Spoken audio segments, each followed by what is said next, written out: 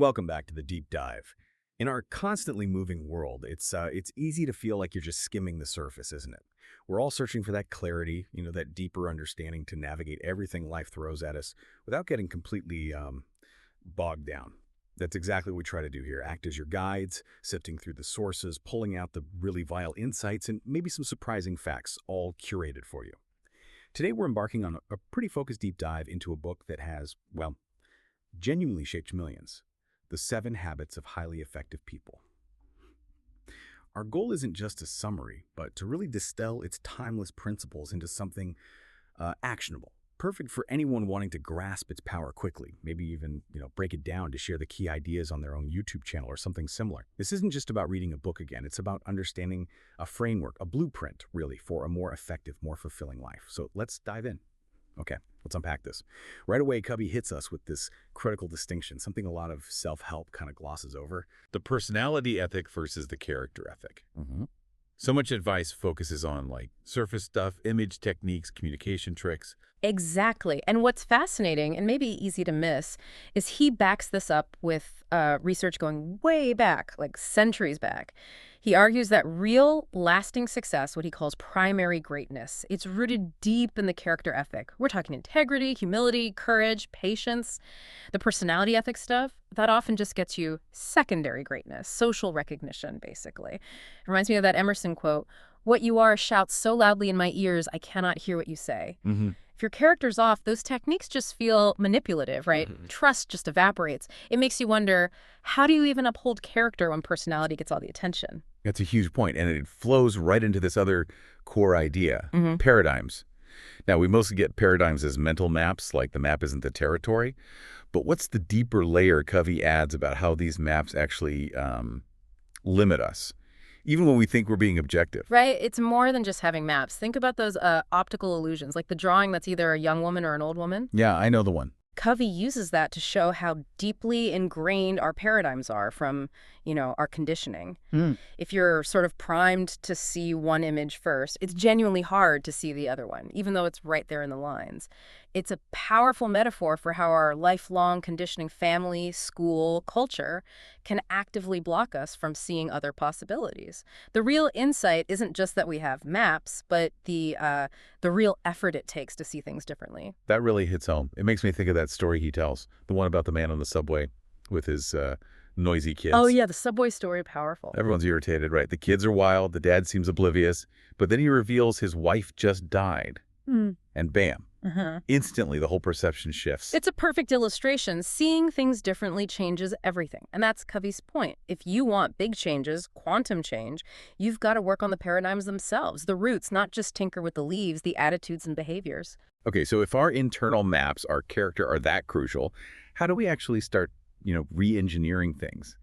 Covey lays out this path, starting from the inside. He calls it the inside-out approach, moving along this maturity continuum from dependence to independence, and then the goal, interdependence. Yeah. But even before the habits, he talks about principles as these sort of fixed guides. Exactly, like lighthouses, unchanging natural laws. You can't break them. You can only break yourself against them. They just reveal reality. And a really fundamental one is this PPC balance. Production, the golden eggs, and production capability, the goose that lays them. Right, the classic analogy. Yeah, most people get the concept. But where do we often think we're balancing P and TC, but we're actually maybe subtly running the goose ragged, leading to burnout or just less effective results? That's the tricky part, isn't it? It's not always obvious neglect, like the machine operator skipping maintenance. Precisely. Sometimes it's more subtle.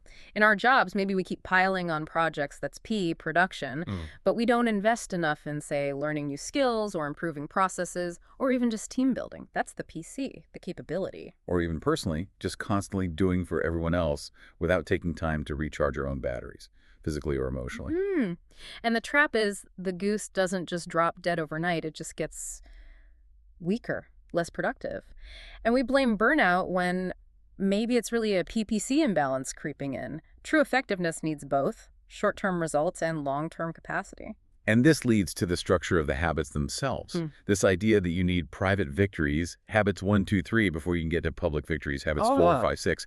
It's sequential. Absolutely fundamental. He apparently almost rewrote the whole book to hammer this home. He uses an analogy like finding numbers scattered on a page. Most people find only a few quickly, but with an organizing method, everyone finds all of them. The 7 habits are that organizing method for life. The private victory habits are like the roots of a tree, personal, unseen, but vital. Public victory habits are the visible branches. And habit 7, sharpen the saw, that's like the sun and rain, renewing everything for continuous growth. All right, let's dive into those private victories. Habit 1. Be proactive. This isn't about being aggressive, right? It's about being responsible. Exactly. It's recognizing that space between stimulus and response. You choose your response. You aren't just acted upon. And it means consciously stepping away from the social mirror, that distorted reflection we get based on others' opinions or our circumstances. Yeah, and the example of Viktor Frankl in the concentration camps is just profound. Stripped of everything, literally everything, he found that last of the human freedoms, the power to choose his own response, his inner state. Wow. It wasn't just about surviving, it was about actively shaping his internal world, despite the external horror. And that other story, Carol, choosing to minimize painkillers to write her history, same principle. Active choice, overcoming limitation. So, if we have this power, this responsibility, how do we apply it effectively day to day? It's about focusing energy where it counts, right? This circle of influence versus circle of concern idea. Precisely. Reactive people tend to pour energy into their circle of concern, things they complain about but can't control, like the economy, politics, other people's flaws. And ironically, their influence actually shrinks. Okay. Proactive people focus their energy on their circle of influence, things they can do something about. Their attitude, their skills, their choices, their work. And guess what? Their influence expands. It's not just positive thinking, though. It's about action. Far from it. It's initiative. Creating solutions. Like that example of the home improvement industry in a recession. Instead of just worrying about the bad economy concern, they asked, what's our proactive response? Influence. They innovated, served customers better, and actually thrived. And it applies everywhere, even feelings. Like, if you feel a lack of love in a marriage, the proactive reframe is love her. Love is a verb, an action, a choice you make, which then influences the feeling. You can always choose your response. Okay, moving to habit 2. Begin with the end in mind. Personal leadership, starting with a clear destination. That exercise he suggests is intense, visualizing your own funeral, like 3 years out, and thinking about what you'd want said. It sounds morbid, but it's really about clarity, isn't it? It is. It cuts through the noise to reveal what truly matters to you. It helps you avoid that activity trap, climbing the ladder like crazy, only to find it's leaning against the wrong wall. Yeah, I've been there. This habit stems from the principle that all things are created twice.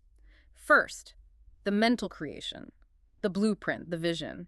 Then the physical creation, the actual building. It's the core difference between leadership and management. Leadership is the vision, the what and why, deciding which wall to lean the ladder against. Management is the execution, the how, climbing the ladder efficiently. Right, and without leadership first. You could be brilliantly managing things that don't matter, like straightening deck chairs on the Titanic, as the saying goes. Anwar Sadat's story, rescripting his life while politically sidelined, shows you can design your future even from difficult circumstances. And a practical way to do this is crafting a personal mission statement, like your own constitution, focusing on what you want to be character and do contributions and the principles guiding you. Exactly. And he contrasts this principle-centered life with other centers people often have, like being spouse-centered, money-centered, work-centered, pleasure-centered. Those leave you kind of vulnerable, emotionally dependent on things outside your control. A principle-centered person makes choices based on unchanging core values, giving stability. The real power isn't just having the mission statement, though. It's the process of creating it.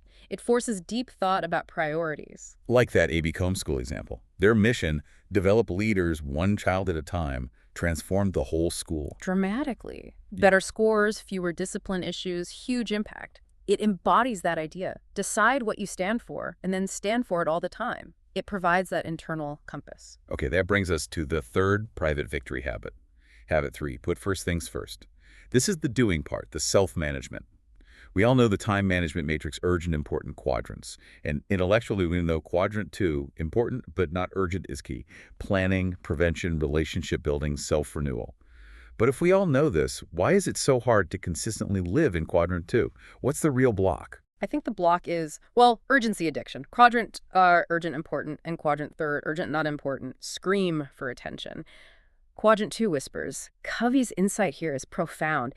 To consistently say yes to Quadrant 2, you need a bigger yes burning inside. That mission, those core values from Habit 2, that gives you the clarity and the courage to say no to other things, even urgent or seemingly good things that pull you away from what truly matters most. So it takes real initiative, real proactivity to choose Q2. It absolutely does. It won't happen by default. And this habit also includes stewardship delegation, moving beyond just telling people how to do things. Yeah, moving from gopher delegation, like telling your kid exactly how to mow the lawn step by step, to delegating results. That sounds simple, but it feels like a big leadership challenge. What's the hurdle? The hurdle is often trust and letting go of control. True stewardship delegation means you clearly define the desired result, green and clean yard, the guidelines, don't use the neighbor's mower, the resources available, the accountability, when will you check, and the consequences. Allowance depends on it. Then you step back. You let them figure out the method. The challenge isn't giving orders, it's trusting them, empowering them to own the outcome. It's a shift from managing tasks to developing people. Right. That makes sense. So, summing up the private victory, Yeah. it really has to come first. You can't fake good relationships if your own character and self-management are shaky. Exactly. Private victory precedes public victory. You build the foundation before you build the house. Okay, let's move to that house now, the public victory habits. Yeah. Building relationships, working effectively with others. It starts with the emotional bank account. We have the metaphor deposits, build trust, withdrawals erode it. But what's a common way people make withdrawals without meaning to? The subtle stuff. Oh, definitely. It's often the small, consistent things. Little discourtesies, making assumptions, not really listening, taking someone for granted. Those chip away just as surely as a big argument. Covey lists 6 major deposit types, but emphasizes that understanding the individual is key to all the others. You have to know what constitutes a deposit for that specific person. Right. It's not one size fits all. Not at all. And trying to make a quick fix after major withdrawals, it doesn't work. Like the father struggling to get his son's forgiveness. It takes consistent, sincere effort and character change, not just saying sorry.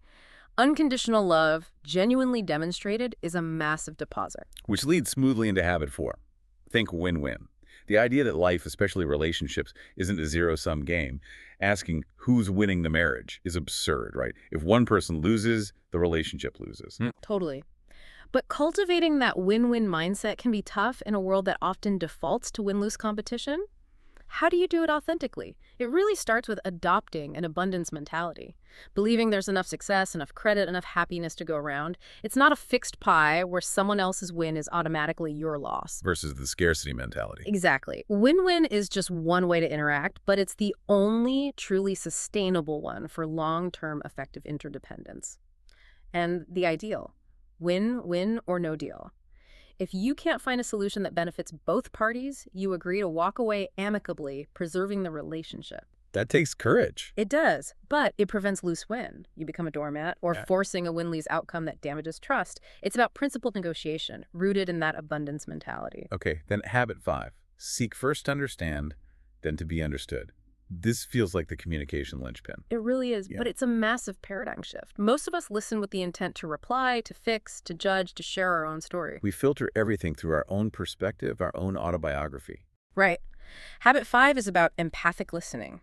Truly getting inside the other person's frame of reference, seeing the world as they see it, feeling things as they feel them. Like a doctor needs to diagnose before prescribing. Precisely. You wouldn't trust a doctor who gave you pills without understanding your symptoms, right? The story of the doctor almost giving the wrong medicine to the baby because he didn't listen carefully enough about the age. Wow, yeah. That's the risk when we prescribe solutions before deeply understanding the problem from the other person's view. The deepest challenge is quieting your own mind, your own agenda, long enough to truly hear not just the words, but the feelings, the meaning behind them. It takes immense self-control, linking back to the private victory. Absolutely. Sean Covey's story about resolving the conflict with his son over football by just genuinely listening without trying to fix it immediately shows how powerful it is. That sets the stage for habit 6. Synergize. The whole is greater than the sum of its parts. 1 + 1 = 3, or 10, or 100. Creative cooperation, valuing differences, mental, emotional, psychological, and seeing them as opportunities, not threats. When you combine different perspectives respectfully, you can create solutions far better than anything one person could come up with alone. But why is true synergy so rare in teams or families? What holds it back? Well, it requires everything we've just talked about: high emotional bank accounts, a win-win attitude, and mastery of empathic listening. Crucially, it also requires genuine personal security. Ah, back to the private victory You again. have to be secure enough in yourself to value differences, to be open to influence, to admit you don't have all the answers. It's about letting go of your way or my way to find a higher way, a third alternative. Like the Google founders, Page and Brin. Total opposites creating something revolutionary. Perfect example. Or the family finding a creative vacation plan that genuinely excited everyone instead of just compromising or someone giving in. Synergy thrives in environments of high trust and open communication. Okay, finally, the habit that makes all the others sustainable. Habit 7, sharpen the saw. Continuous self-renewal. The habit of investing in yourself, the greatest asset you have, yet, as you said, often the first thing dropped when we get busy. So what's the most common excuse people give for not sharpening the saw, and how does Covey counter it? The classic excuse is, I don't have time. It feels like a luxury, not a necessity. Right. But Covey flips that. He says it's not having time to sharpen the saw that costs you time and effectiveness in the long run. It's the paradox. You become less efficient, more prone to burnout, less capable in all the other habits if you neglect renewal. And it needs balance across 4 dimensions: physical exercise, nutrition, rest, spiritual connecting to values, purpose, maybe nature or meditation, mental reading, learning, planning, and social emotional service, building relationships, empathy. Neglecting one area impacts the others. Definitely. It's like the woodsman spending hours sharpening his axe to cut down the tree faster. It's not wasted time, it's increasing capacity. It's a vital quadrant 2 activity. Like Covey Sr. used to ask, have you ever been too busy driving to take time to get gas? Good one. It seems so obvious yet. It's common sense, but not always common practice. That's the challenge. That idea of the daily private victory, committing maybe an hour a day to these 4 areas, feels like a powerful anchor. Sean Covey's own example, finding the strength to apologize after sharpening the saw, really shows its practical impact. It absolutely does. It replenishes your capacity for patience, empathy, proactivity. The ultimate goal isn't just maintenance, it's an upward spiral. Learn, commit, do. Learn, commit, do on continually higher levels. It's like Lin-Manuel Miranda getting his best ideas for Hamilton while on vacation, recharged, not burned out. Renewal fuels creativity and effectiveness. It's a constant effort, but the payoff is immense. So there you have it, our deep dive into the 7 habits of highly effective people. From understanding those foundational paradigms and character, mastering yourself through private victory, building trust and synergy through public victory, and finally, committing to lifelong renewal, it really is a powerful framework. A reminder that no matter our circumstances, we have choice. We can define our purpose, build amazing relationships, find creative solutions. In today's, chaotic world, these habits offer a solid, principle-centered anchor. I really hope this discussion has sparked some insights for you, maybe a clear way to explore these ideas more in your own life. And to leave you with something to chew on, here's a thought from the book. The greatest identity theft is not when someone takes your wallet or steals your credit card. The greater theft happens when we forget who we really are, when we begin to believe that our worth and identity come from how well we stack up compared to others, instead of recognizing that each of us has immeasurable worth and potential, independent of any comparison. Think about that. How can these habits help you reclaim and reinforce that true, principle-centered self, independent of external validation? Thanks so much for joining us on the Deep Dive. Until next time, keep exploring, keep learning, and keep diving deep.